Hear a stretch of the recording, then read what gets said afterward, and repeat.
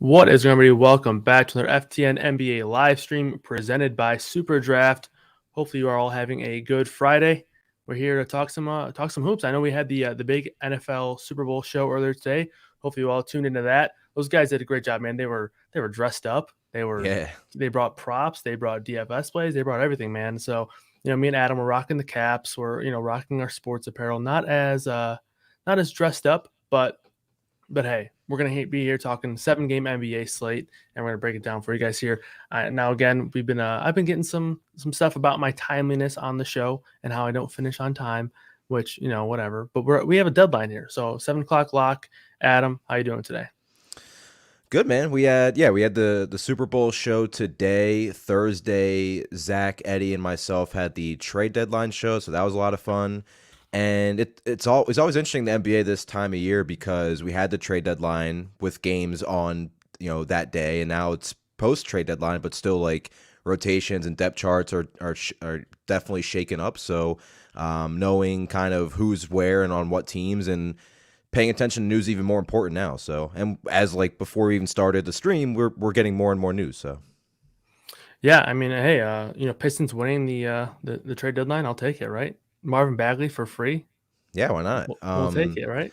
It's funny. I haven't even talked to you since, but not too long ago, Detroit beat Cleveland. So Yeah, I was gonna slide in your Slack DMs and give you a hard time, but then I realized that it's still the Pistons, and I don't really, I don't really care about the Pistons that much. But it was a bad win for you. Yeah, exactly. Let's talk this slate here. We're gonna start off with OKC and Philly. Obviously, a couple things happened for Philadelphia yesterday. Just a little, trading away Ben Simmons and a few other players and acquiring James Harden. James Harden not going to play for this game. They say he's going to be out for the first few games as a Sixer. He's still dealing with that hamstring injury. Charles Barkley made a joke that he would be fine. Charles Barkley was wrong. Not going to be the last time Charles Barkley was wrong. But we did have some news about Tyrese Maxey and I believe Shake Milton as well. So those guys are going to be active and available to play. Seth Curry, though, obviously gone with the trade. That's actually a pretty big piece of news when you look at some of the on-off splits for these guys here with no Seth Curry. So I'll let you go first here. What are your thoughts on this game? I mean, nothing's changed, at least for now. I put in Discord, I think yesterday, that like when this team is at full strength and once they get Harden, remember last year when Simmons and Tobias and Embiid, and even the year before Butler, when everybody was healthy, this team was kind of tough. And lately, or not lately, but all season this year, it's been just play Joel Embiid, and then Tobias and Maxey are both viable plays, but not exciting when Embiid's active. But right now, it's just Embiid for me. I mean, we'll talk about it. It's easier to get to him than Jokic, but I believe I was looking at the Opto, and Embiid's coming in a lot more popular than Jokic, which is interesting. Yeah. But I mean, Oklahoma City, they don't have anybody in their front court. Not that many teams do have anybody to stop Embiid, but especially the Thunder. I mean, whether it's Roby if he gets in the rotation, Poku's been playing some minutes at center, Derek Favors, Darius Bate, like they just don't have a shot against Embiid.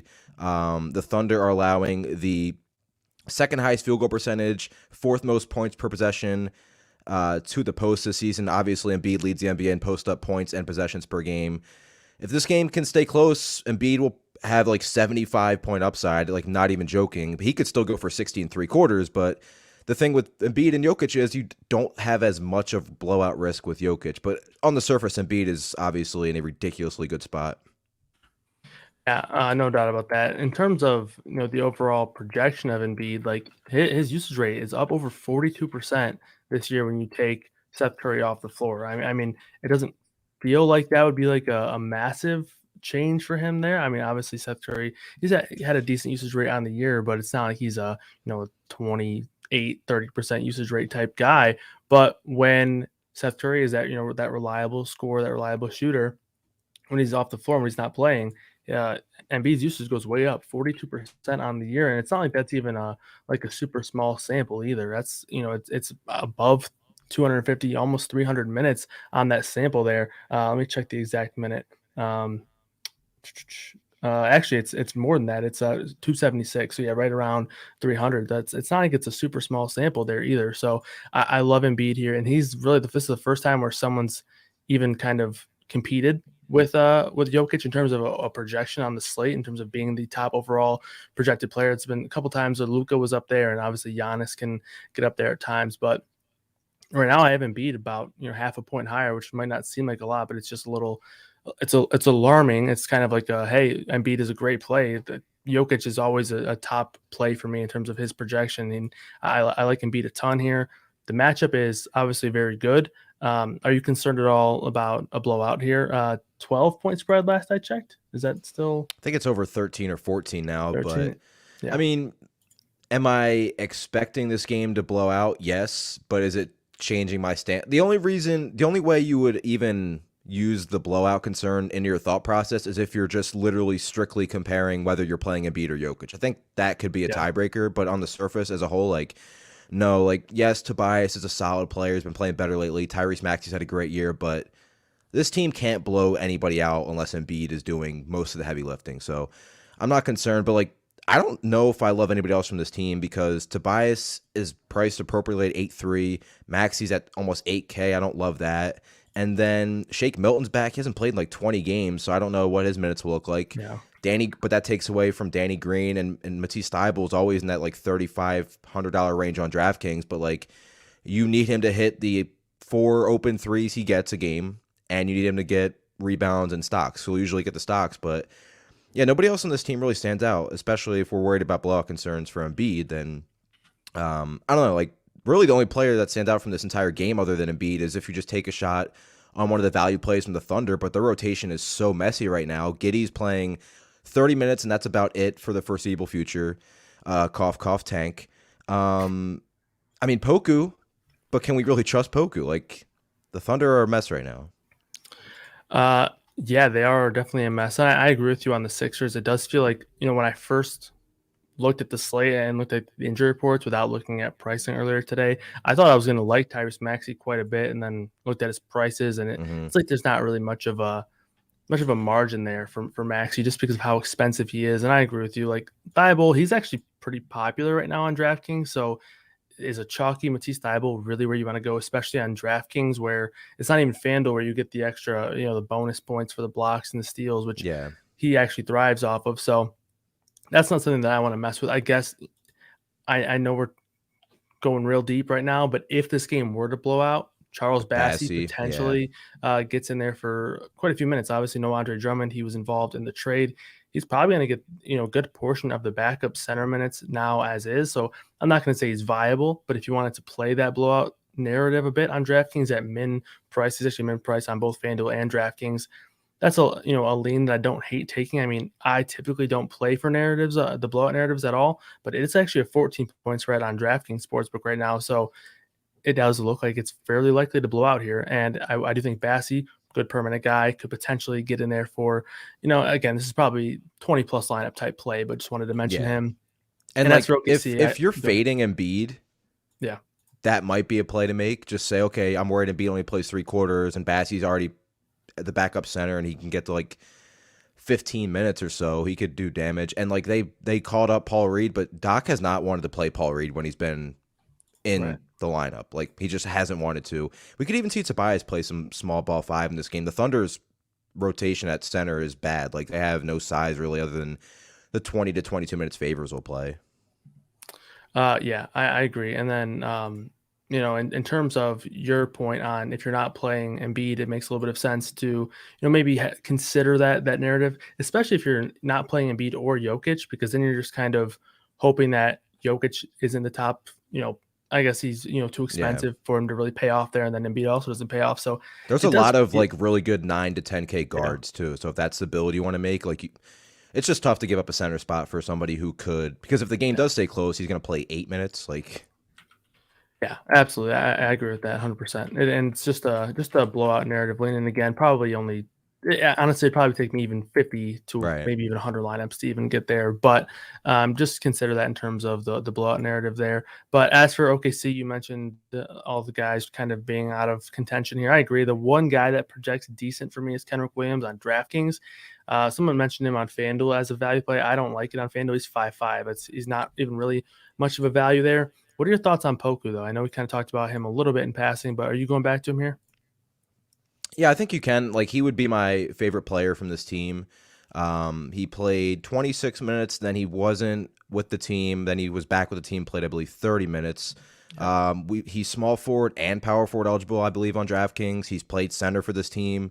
Now, obviously, if he plays center against Embiid, it's going to be terrible. But again, like 3,500, he over the last 2 games has been over a 20% rebounding rate.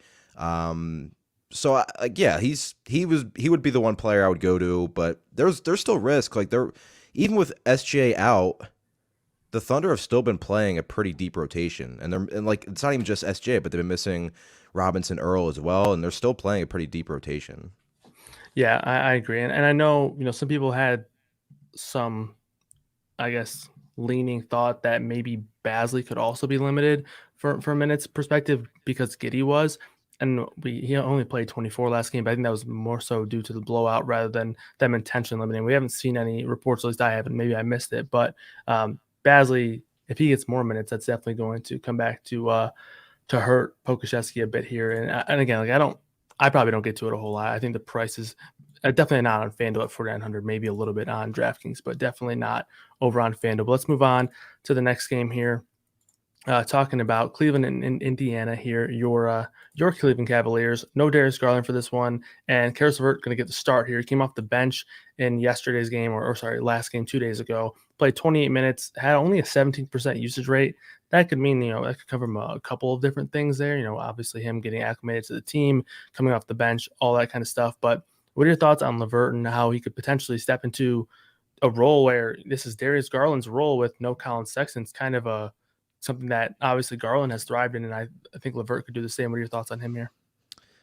Yeah, I mean, before the Garland news, LeVert was unplayable, but now it's a lot more interesting. I do think they still play Goodwin and Rondo to an extent, but like, you're not playing Goodwin at 5-4 off the bench, and I don't even think you want to play Rondo at 4-1. I struggle with LeVert. Just like, the matchup's fantastic, but he's priced right around Halliburton, who we'll talk about on the other side of this game.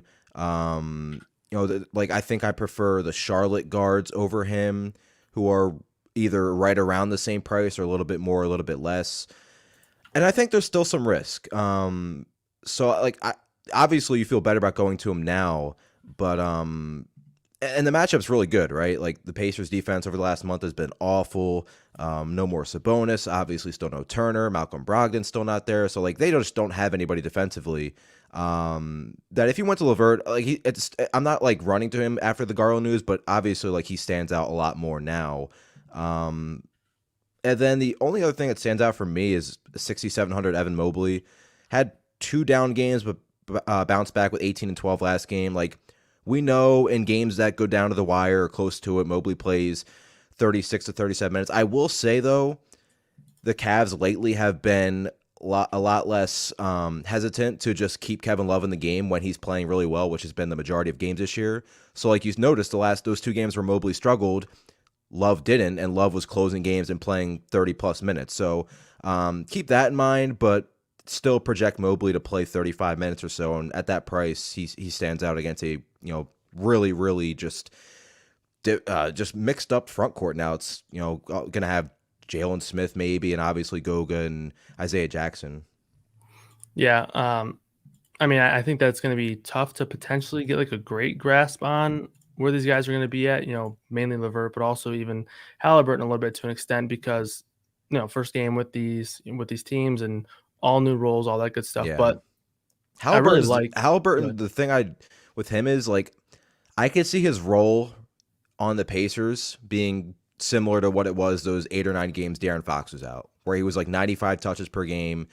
Like, they didn't have anybody, and this team doesn't have anybody. It's Chris Duarte, and that's it. Like, and Hield off the bench, assuming he comes off the bench. Yeah, I mean, I think it'll be better. I mean, right, could even be better. The Pacers went out and got this guy. The only thing I guess you could potentially be concerned about is first game, all that stuff. But I typically tend to not worry about that as much for new players on a team in NBA. So I think that in terms of guys who are gonna have solid usage rates for this team, Halliburton is definitely going to lead the way.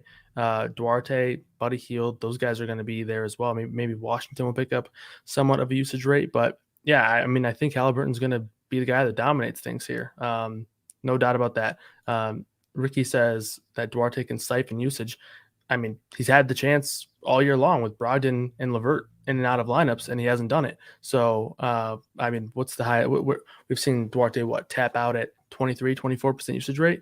So, yeah, I mean, I'm totally comfortable with assuming Halliburton's going to have a very solid usage rate. And again, like Halliburton, even when he was on the Kings with no Fox at times, we weren't seeing massive usage rates. So maybe we don't see something crazy like 30% or something like that. But if it's going to be mid 20s, that's a nice number there for Halliburton, who hasn't necessarily seen that kind of number throughout the course of the season so far. Herm's making some good points in chat, like how like Halliburton in that 10-game stretch with Fox out was, like I said, he was like 4th or 5th in the NBA in touches per game. The ball was always in his hands. And like Herm said, like this current Pacers team is probably worse than Sacramento. And that was like Sacramento still had Harrison Barnes and Davion Mitchell was a high usage player and Buddy Hield off the bench. Like this Pacers team in terms of usage has literally Chris Duarte, who we talked about has not capitalized on the decent usage he had with this entire team out. And it's not like any of the front court players are like you're not drawing up plays or post touches for Goga Batazde or Isaiah Jackson. So I agree, and I think if the Garland news pushes more people onto LeVert, like I just prefer Halliburton straight up over LeVert. Oh yeah, I agree. I agree, and definitely from a point per dollar standpoint. But yeah, I have Halliburton projecting better, and I have definitely on a point per dollar standpoint on FanDuel specifically, where he's $1,000 cheaper. But yeah, they're about $200 difference, and I prefer Halliburton over there as well. I mean, I guess you can make similar cases for LeVert as Halliburton, but we have a couple of guys on Cleveland. You have Mobley, who's been at 23-24% at times during the course of the year. Kevin Love with no Colin Sexton's up over 28% usage rate. So I do think that could potentially be similar situations, but even in terms of the projection for Halliburton, I have him for 34, 35 minutes today, and I see some people in the chat talking about him potentially not getting full run.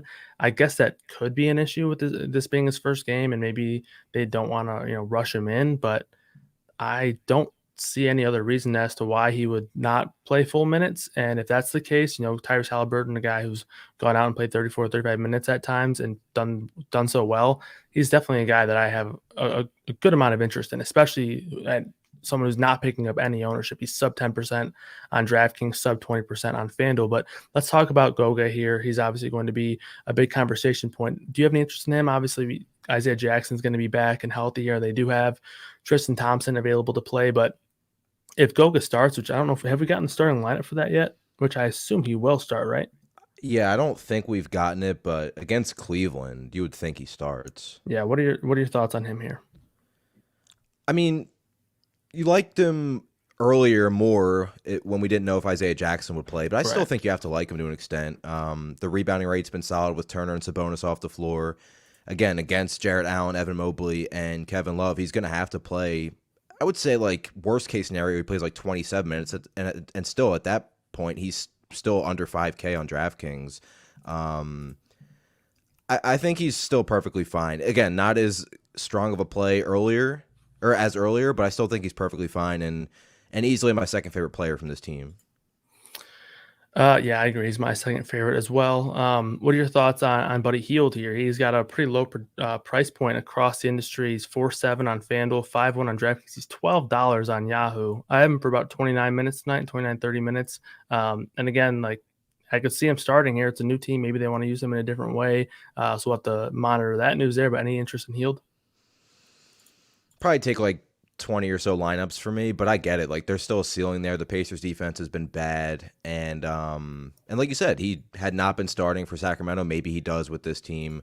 I would probably be a little surprised if he started, but it's mostly just Halliburton and Goga for me. I just wanted to bring him up because he's in my main Yahoo lineup right now because he's only $12 over there. So, like, yeah, That's basically him being like 3,800 or something on Mm-hmm. DraftKings. So a very cheap price for him over. Let's move on to the next game here. Charlotte and Detroit. A lot of the same injury news is applying here. I guess some trade stuff that we can talk about. Ish Smith is now gone from Charlotte, and James Bouknight is going to be available here. So I assume that could be a spot where he just takes whatever minutes Ish Smith was getting. Maybe he gets a couple more there. No Gordon Hayward, no Cody Martin. Still waiting on actually we do have news now on Cade Cunningham. He's going to return to the lineup today after missing, what was it, 3-4 games or something like that. Mm-hmm. He was out for quite a while. So what are your thoughts on Cunningham? Any interest in him in his first game back after being out a while? And then what are your thoughts on the rest of this Charlotte lineup? It's a pretty good fantasy environment here. I struggle with Cunningham because Detroit obviously wants to be smart with him. Right. A 5-game absence isn't like, okay, he's definitely limited, but would it shock me? Not really. But at the same time, like, we've seen him break slates. We've seen him in the optimal plenty of times, and this matchup is as good as it gets against Charlotte. So I think he's like the ultimate GP. He's kind of been like the ultimate GPP play all year. Like, nobody ever plays him. He has a lot of low ceiling games and then a lot of games where he has 60 fantasy points. So always kind of a GPP play for me, especially in a game environment like this. Jeremy Grant at 6K flat definitely still stands out regardless of Cade Cunningham's status.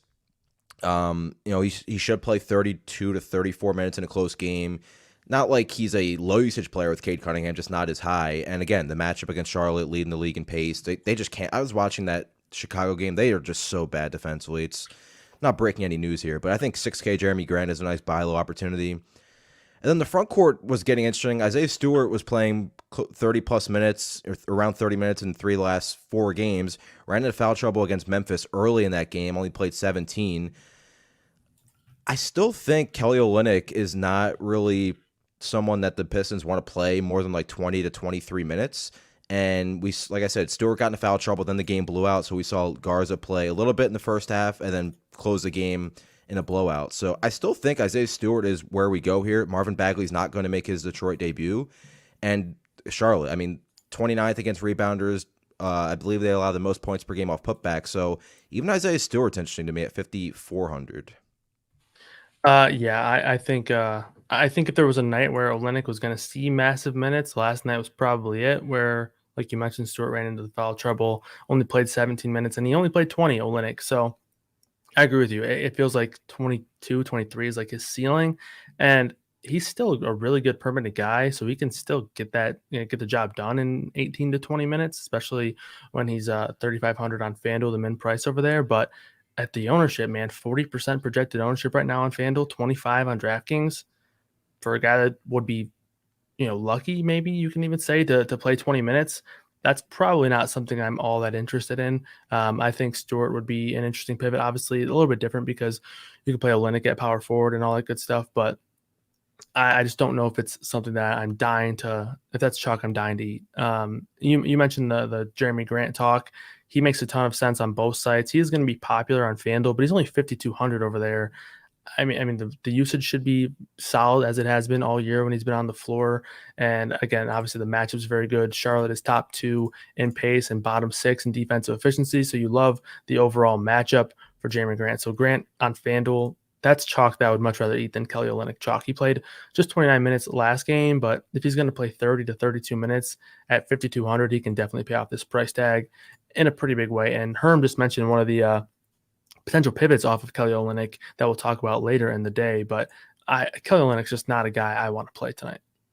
Yeah, I agree. And even if Jeremy Grant is chalk, it's not like it would be like Kelly Olynyk chalk who could max out at 22 minutes, where Jeremy Grant probably maxed out at 35. Yeah. So let's break down Charlotte real quick, and then we'll head on over to the next game. I think that it's going to be a pretty similar scenario. Obviously, let me double check. Can you play Montrezl Harrell in the DraftKings pool? Harrell is not in the player pool. Okay, he's in the player pool on FanDuel, so you can play him there. But even with Harrell in the rotation, it still seems pretty thin, right? I have eight men in the rotation now, so I think a lot of these guys, especially the guards and the wings, are going to be tasked with big minutes once again with no Hayward, no Martin, and obviously Ish Smith traded away. So LaMelo Ball, I mean, he's going to be popular, but I like him a lot again. Yeah, it took 25 shots last game. Detroit's obviously a great matchup. The thing with Ish Smith, like Ish Smith had been taking early in the season, it was a lot more, a lot more noticeable. But he was taking minutes from. Remember, LaMelo Ball was like playing like 30 to 31 minutes a lot of the beginning of the season, and a lot of that was foul trouble. He does foul a lot, but the way I look at this with Ish Smith out, and I talked about this in the trade deadline episode or stream with Zach and Eddie. I think, especially given the fact that Hayward and Martin are also out, I think what Charlotte might do is what Portland has done with Damian Lillard and CJ McCollum for a lot of their time together, especially the last couple of years. Obviously, LaMelo starts at point guard. When LaMelo comes out, Rozier stays in the game and plays point guard. That's what McCollum did a lot. I don't think they want James Bouknight playing point guard off the bench, and then they just don't have anybody else. Like, they just don't have any other ball handlers. So that makes me love LaMelo, obviously, but also love Terry Rozier at 7-3. He's playing 40 minutes every competitive game. You hope this game stays close, but his minutes have been absolutely massive. And matchup-wise, it's great. Rozier leads his team in points per game off screens.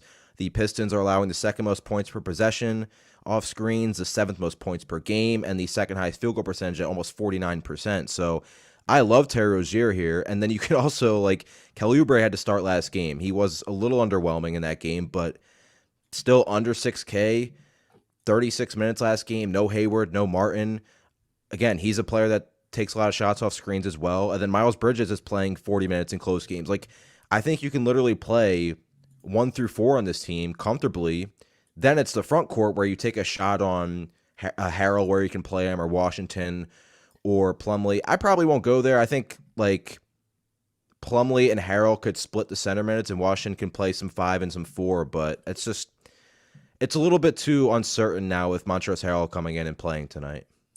Yeah, I think uncertain is a really good way to put it. If I had to take a shot on one of those guys, it would be Washington, just because I can see him playing some time at the 4, alongside Plumlee or Harrell. And I don't mind that, especially at 4,800 over on FanDuel.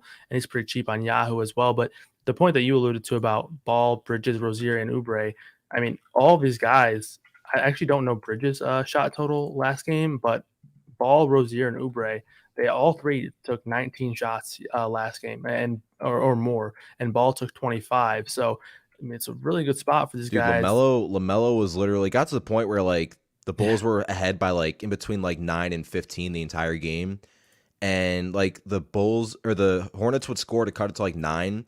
And then like Troy Brown would hit a 3, or Levine would hit a 3, and they'd be up by like 12, then 14. And LaMelo would just bring the ball up, get a screen, and just pull up from 30 feet. Like he took 10 threes last game, 25 shots. Like LaMelo was like he was just tired of it. But I just think unless he gets in a serious foul trouble, which I don't project for point guards, as despite how foul prone LaMelo can be, like he and Rozier should play 40 minutes. And you can make the same argument for Oubre and Bridges. They're just, like you said, it's an 9-man rotation.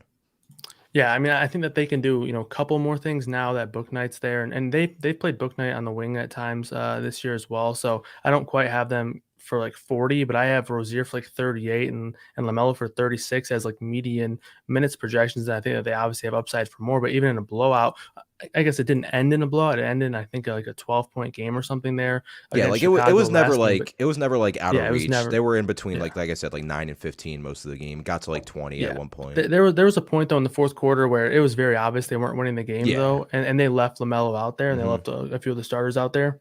He also grabbed the most garbage time rebound I've ever seen to end the game.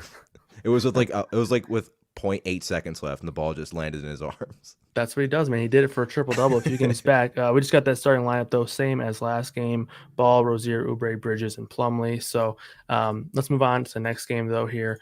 And then we'll hopefully circle back for questions as well. So circle back, or I guess put the questions in the Discord, and we will get to those as we head on to the show. But San Antonio and Atlanta, obviously the news in regards to trades here. Derek White was traded from San Antonio, so he's not going to play here. And the guys who they acquired, Josh Richardson, obviously, and then Goran Dragic, who is going to be bought out, so he won't even play a game for the Spurs. But Richardson won't play either. So what are your thoughts on this game here? Yeah, I mean, DeJounte obviously stands out against Trae Young's awful defense. I think a great way to start building lineups is Murray and running it back with Trae Young. And then Devon Vasel, probably going to be one of the most popular value plays of the slate at 4K. Again, no Derek White. Josh Richardson is not going to play, I believe. Like Devon Vasel, I believe he's already in the starting lineup. Yeah, he is. 4K. He's been fairly productive this year, so I I would guess, and I know you have the answer in the opto, but I would guess he's one of the more popular plays of the entire slate. And then I believe it was Herm mentioning Zach Collins in Discord, and I believe that is who you were kind of referring to earlier. So I'll let you talk about Zach Collins, who is I wish Zach was on the stream because Zach loves Zach Collins. Yeah. But he when he's on the floor, he's good. I mean, from a minutes perspective, I have Kelly Olynyk slightly favored, like slightly edging Collins out, but it's not that different, right? Like I have Collins at about in between like 16 and 18 minutes. I think that's his range. And for Olynyk, it's like 18 to 20, and then like, I guess 22 would be like a ceiling performance in terms of minutes. Collins probably 20 is like his ceiling. But I mean, Collins has been fantastic on a permanent basis this year. Obviously, very small sample, but even when you date back to when we've seen him get time, I know he's dealt with a lot of injuries, so the sample's pretty small. I mean, he's well over 1 fantasy point per minute, but even when scaling that number back, he still projects pretty well, right around 5x his value over on DraftKings. So for less than 10% projected ownership, I would much rather play Collins at that ownership than Olynyk. I mean, I guess Olynyk's probably the safer option, but from an ownership and game theory standpoint, I don't feel safe playing Olynyk at all. And you mentioned Vassell. I do have him as one of, let me double check if it's the most popular. He's at 45% projected ownership on DraftKings right now, and that is the most popular. So yeah, big number for Devon Vassell. I mean, he is a strong value. Liked him last game, and he played about 28 minutes. And now, obviously, with some players being shifted around, maybe he has. I don't know if he necessarily has more minutes in him, but I feel better about his minutes. If that makes more sense, like the minutes projection feels a bit more stable. You mentioned Murray and pairing it up with Trae Young. I think Murray is a very, very strong play almost any single night, but definitely tonight with no Derek White. Like him a lot. My only issue is him compared to LaMelo Ball. I like Ball just a bit more because he's $1,000 cheaper on DraftKings and on FanDuel. So that's my main point for DeJounte Murray, or I guess against DeJounte Murray. It's just the spend ups against him. And then even in the same game, Trae Young, he's only 9K on FanDuel. He's 9.9 on DraftKings, but he gets the bonuses from the 3-pointers. So obviously still a strong player over there. Trae Young is also feeling very underpriced here. And we do have the Pacers starting lineup. Halliburton, Duarte, Buddy Hield is making his start. Wow. O'Shea Brissett is in the starting lineup, and Goga is in the starting lineup as well, starting at the 5. So pretty interesting starting 5 there. Do you want to circle back on that at all? Makes me feel more comfortable in Buddy. Yeah, for sure. Obviously, we expected Halliburton to start. Doesn't change anything. Same with Duarte. Same with Goga. Yeah, I mean, when Goga's on the floor with that unit, he should. I know he's going against Allen and Mobley, but he should be able to get a lot of the rebounding opportunities. So, what are your thoughts on Brissett? Any interest? He's 3,700 on DraftKings, 46 on FanDuel. No interest on FanDuel for me, but I mean, I had him for 25 minutes prior to this news.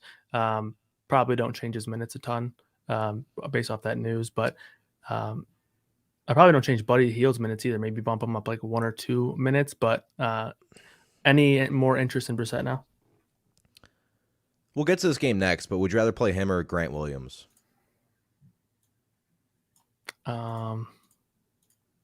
Brissett, Evan Mobley's been so good defensively.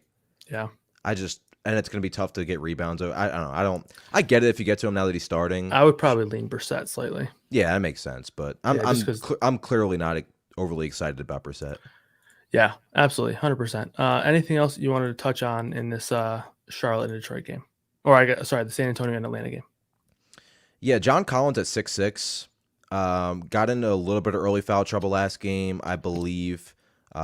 Picked up 2 fouls in his first rotation, and then didn't get back until about 6 minutes left in the second quarter. So, and plus it was a blowout. I like him here actually. He hasn't been sharing the floor as much with Clint Capela because Capela's minutes have been down. So we've seen a little bit more, higher upside rebounding games over the last couple. The usage has been higher, the shots have been higher, and the Spurs this season. I mean, John Collins and Trae Young have been an elite pick and roll combination for 2 years now, but especially this year. The Spurs allow the second most points to the roll man per game this season, as well as the 6th highest field goal percentage. So I think John Collins at 6'6" is really interesting.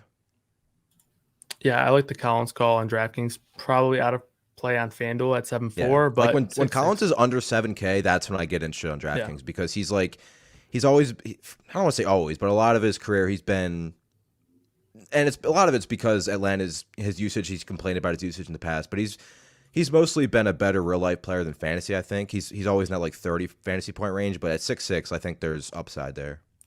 Yep, and then the last guy, Clint Capela at 5'3" on DraftKings. He's kind of in like, for a comparison perspective, like Rashawn Holmes type pricing right now.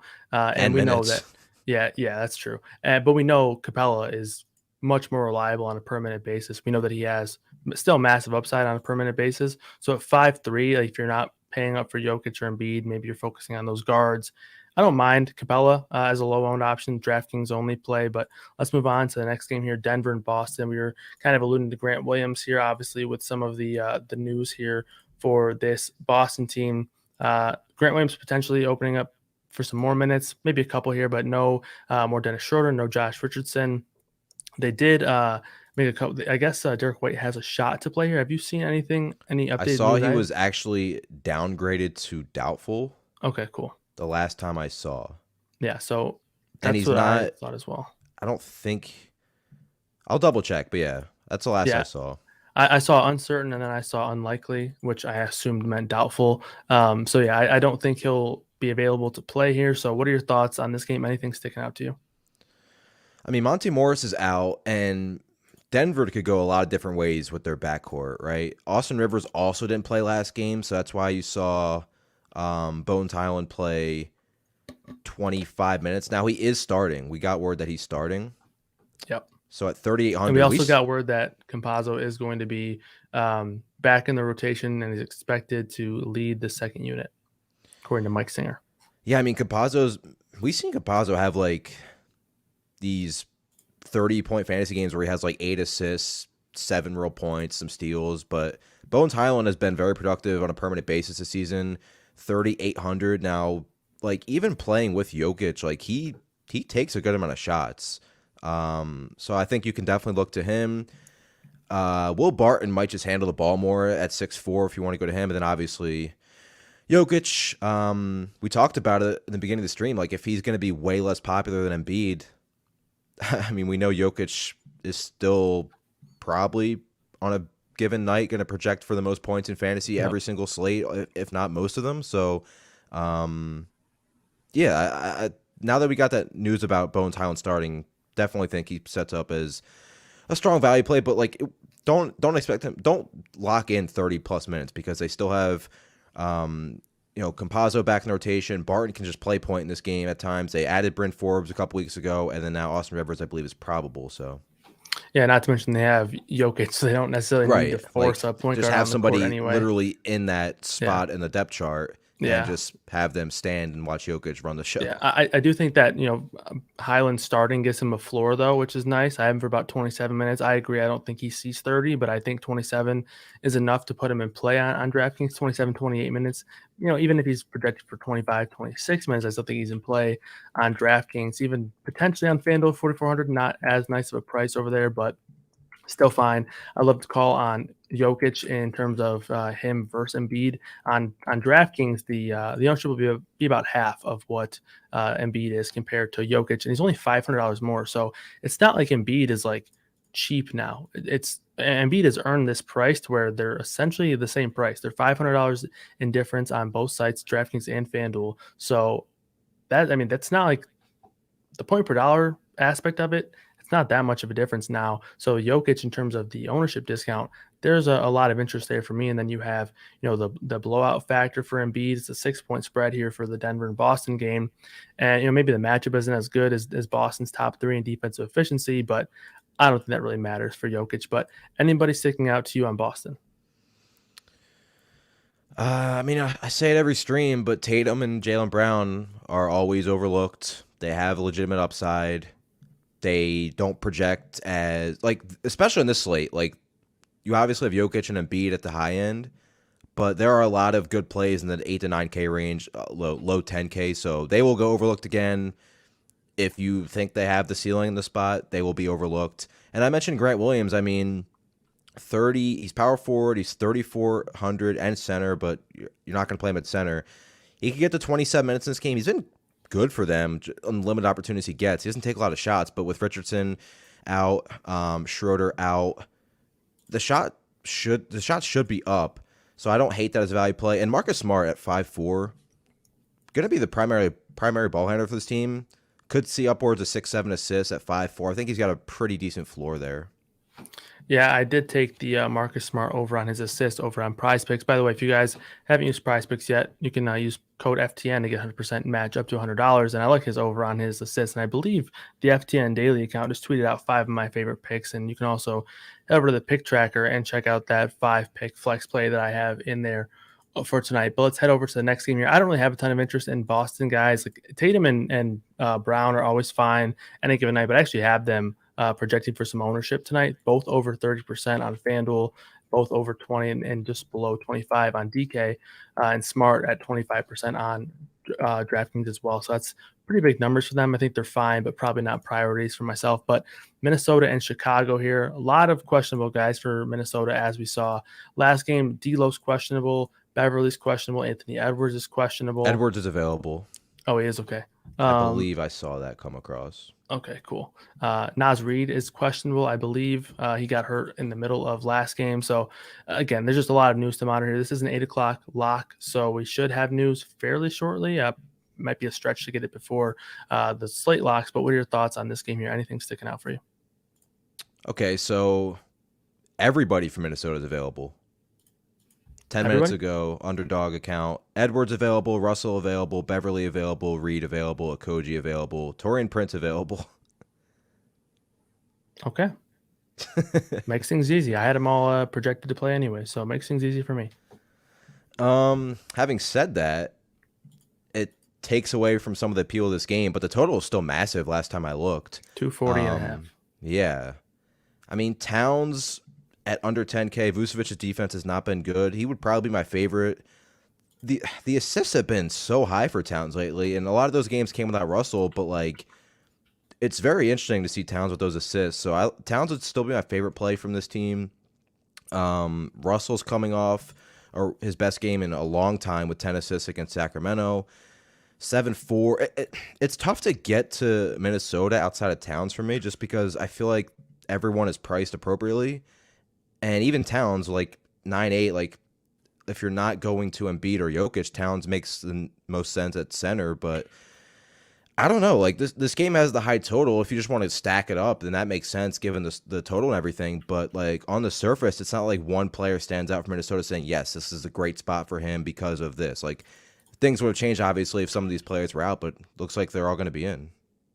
I kind of feel the same way. Like it's like the guys on the surface don't stick out like as I am super interested in, but like the total keeps like pulling me in. Like I should. Yeah, like I did first look this morning, and I was writing the total down. I was like, it would probably be like 220-ish. I was like 240. Like, wow. I know Minnesota plays fast and everything, but their defense has been pretty good the last month. Yeah, it has. I will say though, guys, on in terms of Levine on FanDuel, I think he's still a bit too cheap, 8K and sub 20%, right at 20%, I should say, on FanDuel, but I still think he's definitely in play here on FanDuel. He's probably my favorite bull over on FanDuel, him or Kobe White, who's just 4,400. I don't feel as great about White now with Io expected to be back here. He cleared concussion protocol, so he should return. And then on DraftKings, all these guys are expensive. All of the three main bulls are over 9K. And they are always so interesting when they're all healthy and they're priced at 9K. Because we've seen games where all three go off. Yep. And fast-paced game against tough Minnesota. Determining who it's going to be. Right. So if you had to take a lean on any of these guys, are you doing what I'm doing and kind of just playing it by price? Levine on FanDuel, DeRozan on DraftKings. I actually like Vooch a bit more based on price on DraftKings, but he's kind of out of the main discussion for me because of Jokic and Embiid, and then even Cat in this game and cheaper guys. But what are your thoughts on that? I think I lean Levine either way. Okay, but it's that makes it easy then. Yep. All right, cool. Anything else you want to touch on in this game? No, I was going to go into a nice long rant about maybe Jordan McLaughlin or somebody, but everybody's playing for Minnesota, so. Yeah, the one guy that is popping as a potential value is Patrick Beverly, 5-1 on both sites. He's projected for slightly over 5x his salary in the projections right now. Not necessarily a very high upside type guy, so I don't think you need to. But maybe the increased team total helps him in terms of being a better play. But let's move on to the final game of the night: Orlando and Utah. In terms of some guys who are moved here, Nikhil Alexander-Walker was acquired by the Jazz. Sounds like he's going to be good to go. He's not on the injury report, so I think he'll play. But again, we saw the same thing with Josh Hart, right, where he wasn't on the injury report until later, closer to game time, and then he was ruled out because of rest. So again, keep that in mind. It is a 9 o'clock lock, so maybe that changes unless there's been official word that he will play, which I'm not seeing as of now. But what are your thoughts on this game? Yeah, this morning we have Jalen Suggs in the injury report, the Achilles. He said he will play. Yeah. I mean, we've seen Cole Anthony much better in fantasy when Suggs is out of the lineup. About 2 more fantasy points per game, 28% usage rate when Suggs is off the floor, 1.15 fantasy points per minute. Then when Suggs came back not too long ago, we saw a stretch where Anthony was really bad. At 7-2, if we do get Jalen Suggs out, I like Anthony. If Suggs is in like he says he's going to be, it takes me off almost everybody from Orlando, honestly. I know Wendell Carter Jr. has been playing well, but don't love the spot for him. And then for Utah, Mitchell I like just in general. I think he's 400, 8,600, 8,800. He moved up a little bit, but I still like him, and his peripherals have been good lately. We're still waiting on Rudy Gobert, I believe. It's still so tough to get to Whiteside despite how good he's been, especially last game. 5.6 isn't an awful price by any means. And there's obviously a ceiling there like we saw against Golden State, but like he's still coming off the bench, you would expect, with Azubuike starting. The one player that stood out from Utah for me is Bogdanovic. The peripherals are not going to be great, but for an individual matchup, it's really good. The Magic have been like the worst spot-up defense in basketball this season, and Bogdanovic spotting up a lot. So he's like a really interesting mid-range play to me on the slate, but really I'm waiting on Suggs' status, and I think you can get to Mitchell perfectly fine. I prefer getting to like, if you can get up to Trae Young or Murray, I prefer that, but if not, I mean, Mitchell's really strong still, and we will wait and see on Rudy Gobert, who I believe is now a game-time decision. Gobert is? Yeah. Oh, really? Well, that's right, yeah. Upgraded. All right, so I still have him ruled out in the projections, Gobert, for now. Obviously, that could oh no, I actually did include him in the last run. So he's in there now. I'm not overly confident in that, though, at the moment. But again, I don't really have a lot of interest in this game in How general. many games do they have before the All-Star break? I know the All-Star break starts after Thursday, but Yeah. if the Jazz only have like 2 games left or something, like I don't see why they would. Because Yeah, would you on be the that surprised if they just hold broadcast, him out? on the broadcast in their last game, he was interviewed and he said any day now in terms of his return, but that could be really vague. Like he could easily just say any day now, then it's the All-Star break and he still hasn't played. So Yeah, sure. also, So like I know they've been struggling, but they're playing Orlando at home. if he were to sit, anybody you're going to here? Like I said, I think you can go to Whiteside. There's clearly a ceiling, but I just always lean towards centers that are starting and playing 30 plus minutes. But I mean, we've seen Whiteside can do a lot in 20 minutes, let alone I think he played 29 last game. Yeah, that's fair. I think you can go to him as well, but I think they're probably options that I'm prioritizing more on at the center position. So let's get some questions in here. Is Cole Anthony in play? We just talked about this game here, but let's reiterate here. Cole Anthony in play or only if Suggs is out for you? He's probably only if Suggs is out for me. Like if you had him in a lineup, I wouldn't be against it. But yeah, it's not like an egregious play if yeah. Suggs is in, but it's he becomes given the more of matchup a and everything, priority. it's just you want Suggs to be out. I agree 100%. Switch Kelly O. Okay, so let's just talk Kelly O. Any final thoughts on Kelly O? Are you in or out on him for the most part? I'm out. I tend to agree, especially at the ownership. Herm did mention that he's not sure if he'll be as popular as I have him projected right now, and that's I guess, fair. He didn't get up it to where I thought he would last game either. But, if he does get up there, I don't want any part of it. If you guys have any questions, throw them in the Discord now. Any good small forward value on DraftKings? So I guess who's your favorite value play at small forward on DraftKings? So who have we talked about? Poku is small forward, power forward. He's solid. Devon Vasel probably stands out as the best value play at small forward. And if you're looking for one more, I don't even know. Like, I would probably just go with we talked about Matisse Thybulle. I would much rather play the two I just mentioned. And I would say Grant Williams, but he's only power forward eligible. So I'll go Vasel and Poku. Vasel projecting as the best for me. He's going to be very popular. So if you're looking for a lower owned pivot, I would say a guy I forgot to mention during the game, but Furkan Korkmaz. Derek White available to make his Celtics debut. Okay, so I guess he's not doubtful. Yeah, I guess not. Okay. Well, that changes things. And that game locks at 7:30. So that's kind of a bummer that they waited that long to get us that news. But for me, real quick, though, because I'm going to update the projections, though, it'll add him. Obviously, I'll add him to the projections, and I'll take away a lot of minutes from like Neesmith and Pritchard and even a couple from Marcus Smart. But I don't think it's anybody. It's not changing much from a core lineup perspective for me. Yeah, again, I think it hurts Smart a little bit and maybe Grant Williams, but Smart. It's not like Smart's like mid 6Ks, and you're still replacing Richardson and Schroeder, been playing like 25 minutes each at least.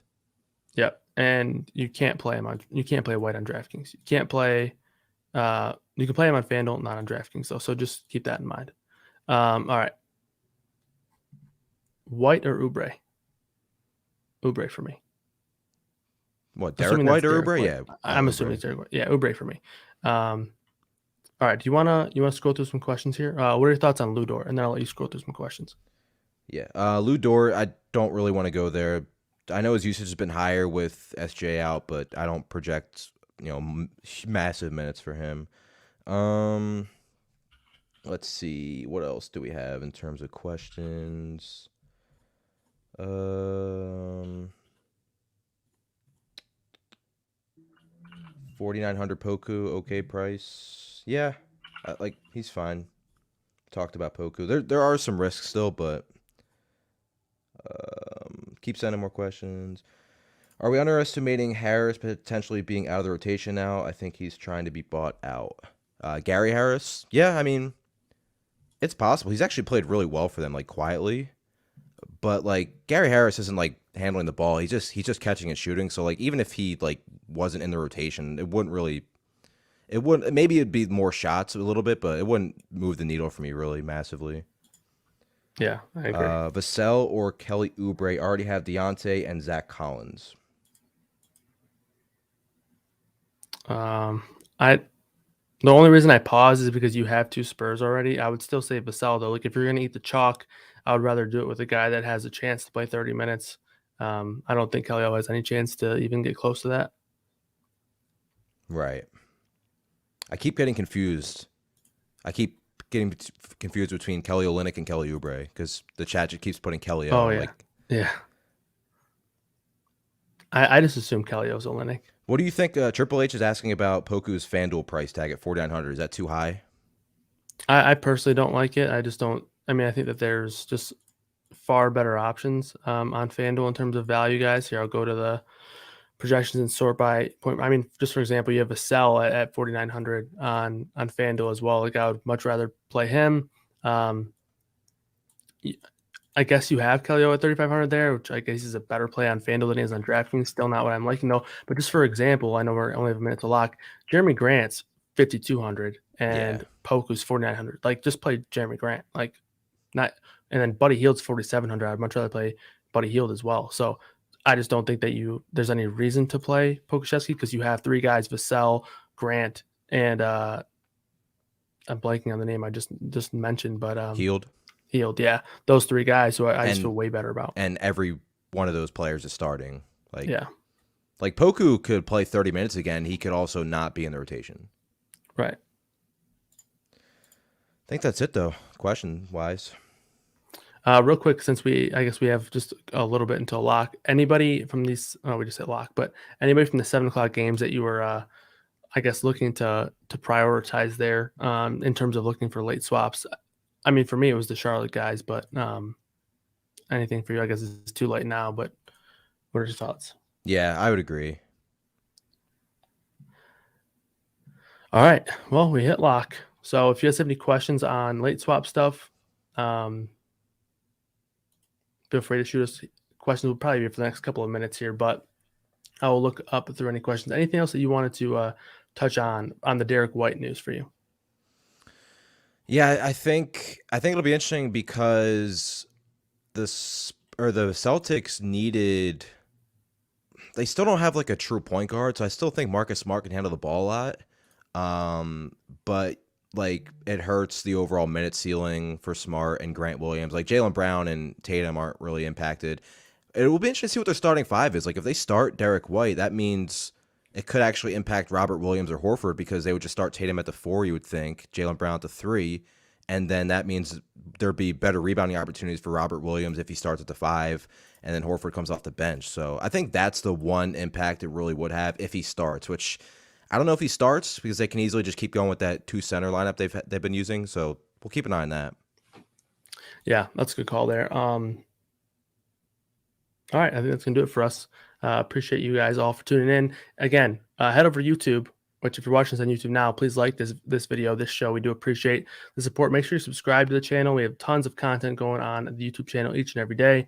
And if you're looking for some Super Bowl content, head over to that YouTube channel. Check out the Big Game Super Show. That was today at 2:30 Eastern Time. Like I mentioned earlier, the guys went all out for it. They were dressed up. I saw Giles in some fancy sunglasses looking like Joe Burrow. And obviously they're giving out some great picks with Ratcliffe and Meany. Friedman made an appearance. So make sure you guys are heading over there, checking out that. It was a super long show and they put a ton of work into it. So head over there, give that a like. And if you're looking for even more Super Bowl content, Quan and I did a breakdown of the Super Bowl from a prize picks and a betting perspective on the YouTube channel as well. So head over, check that out. And again, like those videos. We do appreciate it a lot. Hopefully you all have a great Friday and a great weekend. We'll see you guys next time. Enjoy Super Bowl weekend.